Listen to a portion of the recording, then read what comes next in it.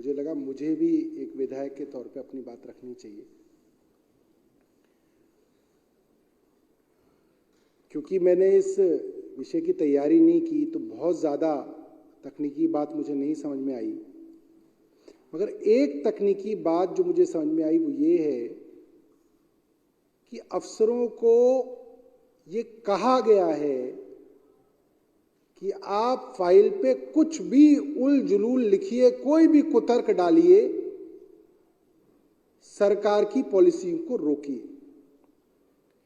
और अफसरों को ऐसे कुतर्क फाइल में लिखते हुए ना तो शर्म आती है, ना उन्हें इस चीज का अंदाजा होता है कि कल को आप फाइल पे अपनी कलम से जो बकवास लिख रहे हैं उसके लिए आपको सजा हो सकती है। आप क्रिमिनल काम कर रहे हैं भाई। आप अपनी प्रेमिका को प्रेम पत्र नहीं लिख रहे हैं जिसमें आप जो चाहे लिख दें। आप एक सरकारी फाइल पे अपने दस्तखत से एक आईएएस अफसर लिख रहा है और उसको भारतीय जनता पार्टी की तरफ से आशीर्वाद मिला हुआ है कि तुम जो कुतर्क लिखना है लिखो इस फाइल पे, तुम्हारा कुछ होगा नहीं। वरना हिम्मत है आईएएस अफसर की कि वो फाइल पे लिख रहा है क्योंकि सीसीटीवी बसों में लग गए हैं तो आपको बस मार्शल की जरूरत नहीं है। ये तो कोरी बकवास है भाई। सीसीटीवी तो आपके एलजी हाउस में भी बहुत सारे लगे हुए हैं, आप क्यों इतनी सिक्योरिटी लेके घूम रहे हैं? छोड़िए आप अपनी सिक्योरिटी। मैं एलजी साहब को इस सदन की तरफ से एक मंत्री होने के नाते कह रहा हूं, आपके यहां बहुत सारे सीसीटीवी लगे, मैंने देखे। और लगवाने हैं तो बता दीजिए आतिशी जी, और लगवा देंगी। आप अपनी सिक्योरिटी छोड़ दीजिए। कब छोड़ेंगे बताइए? छोड़ेंगे। और जिस अफसर ने लिखा है इस फाइल पे वो अफसर भी एक पुलिस वाला लेके घूमता है, मैंने खुद अपनी आंखों से देखा है।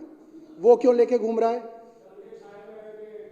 सीएस खुद अफसर लेके घूमते हैं, पुलिस के अफसर लेके घूम रहे हैं। क्यों घूम रहे हैं? वो भी छोड़ दे भाई। जहां वो रहते हैं वहां सीसीटीवी लगा हुआ है, जहां वो जिस सचिवालय में काम करते हैं वहां सीसीटीवी लगा हुआ है, दिल्ली की हर सड़क पे सीसीटीवी लगा हुआ है। आप भी अपनी सिक्योरिटी छोड़िए। ये कुतर्क कोई कैसे दे सकता है कि क्योंकि बस में सीसीटीवी लगा हुआ है तो बस मार्शल की जरूरत नहीं? मैं हैरान हूं। सिर्फ और सिर्फ ये कुतर्क इस फाइल में नहीं दिए गए अध्यक्ष महोदय। हर फाइल में, चाहे वो हेल्थ डिपार्टमेंट की फाइल हो जहां पे डेटा एंट्री ऑपरेटर्स को निकाल दिया गया, ओपीडी के अंदर बेचारे गरीबों के बच्चे ओपीडी कार्ड बनाते थे, एक फैसला किया गया, सारे ओपीडी के जो बैठने वाले डेटा एंट्री ऑपरेटर है उन सबको निकाल दिया गया। एक फैसला दिया, जो फरिश्ते स्कीम थी उसका पैसा सरकार की तरफ से रोक दिया गया। एक फैसला दिया, जल बोर्ड की जितनी पेमेंट थी, जितने ठेकेदारों की सारी पेमेंट रोक रखी है। जगह जगह जो है सीवर की, पानी की परेशानी हो रही है। सारे फैसले अफसरों के कुतर्क द्वारा दिए जा रहे हैं। और ये अफसर कुतर्क इसलिए दे रहे हैं क्योंकि भारतीय जनता पार्टी की शय है कि आप निहायत बकवास फाइल पे लिखें, कुतर्क लिखें। उन कुतर्कों के ऊपर हम सारी की सारे काम जो है दिल्ली सरकार के रोक देंगे। अब ये सिविल डिफेंस वॉलंटियर बड़े भोले भाले, हालांकि इनको इतना भोला भाला होने का हक नहीं है। ये इतने भोले भाले हैं कि इनको अभी तक यही समझ में नहीं आया कि इनकी नौकरी कैसे गई। इनको गुमराही किया जा रहा है। भैया आप ये बात डिसाइड करिए, समझिए। जिन अफसरों ने आपको नौकरी से निकाला वो अफसर एलजी साहब के आंख के तारे हैं।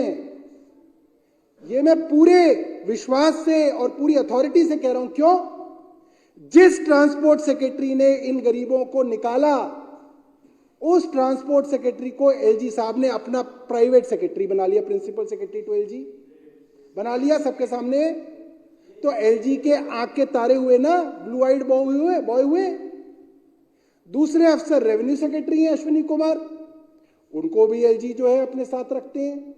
उनके बारे में कई शिकायतें हुई, उनको भी हटाने की कोई प्रक्रिया शुरू नहीं हुई।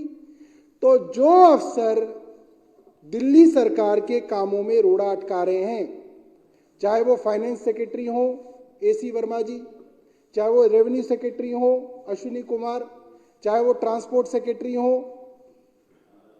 कुंद्रा, आशीष कुंद्रा, क्या एलजी साहब ने इनके खिलाफ कोई कार्रवाई की है? क्या केंद्र सरकार ने इनके खिलाफ कोई कार्रवाई की है कि तुमने 10,000 बच्चे निकाल दिए, तुम्हारे ऊपर एक कार्रवाई की जाएगी? अब संसद के चुनाव है, सातों सांसद भारतीय जनता पार्टी के हैं और उनके इलाकों में हजारों सिविल डिफेंस वॉलंटियर हैं। क्यों नहीं जाते? आपको जाना चाहिए अब सांसदों के पास। अपने सांसदों को आप कहिए कि आप हमारे साथ एलजी साहब के घर चलिए और इन अफसरों को नौकरी से हटाइए। क्यों नहीं हटाएंगे? एलजी साहब हटाएंगे। भाई या तो भारतीय जनता पार्टी के सांसद आपके साथ हैं या आपके खिलाफ हैं। अगर आपके साथ हैं तो लेके जाओ उनको एलजी साहब के घर और बोलो भाई इन अफसरों को हटाया जाए, इन्होंने हमारे को नौकरी से हटाया। और अगर वो सांसद आनाकानी कर रहे हैं, गोलमोल कर रहे हैं, जाने के लिए तैयार नहीं है, इसका मतलब एलजी साहब, भारतीय जनता पार्टी के सांसद और वो अफसर ये सारे मिले हुए। और हमें जब कहो हम तब चलने के लिए तैयार है एलजी साहब के यहाँ। हम तो उससे आगे की बात करेंगे कि ना सिर्फ इनको निकाला जाए, इनके ऊपर मुकदमे चलाए जाए, इनको जेल में भेजा जाए। भाई आप ऐसा कुतर्क लेके कैसे निकाल सकते हो हजारों बच्चों को? तो ये बात जो है सिविल डिफेंस वॉलंटियर्स को अब समझनी पड़ेगी। इतना भोला भाला रह के जो है देश में आप नहीं चला पाओगे। आप इसको तय करो, या तो भारतीय जनता पार्टी आपके साथ है या दिल्ली सरकार आपके साथ है, और तय कराओ। ये गोलमोल करने के चक्कर में सारे गेस्ट टीचर जो थे वो आउट हो गए, क्योंकि उनको समझ में ही नहीं आया कि उनके साथ कौन है और कौन उनके खिलाफ है। एलजी साहब उनको गोलमोल करते रहे। हमने विधानसभा के अंदर कई बार रेजोल्यूशन पास किए, उसके बावजूद जो है उनको नहीं रखा गया, ना उनको नंबर दिए गए। इनको ये कह के बेवकूफ बनाया गया कि आप सबको होमगार्ड की तरह से जो है ले लेंगे।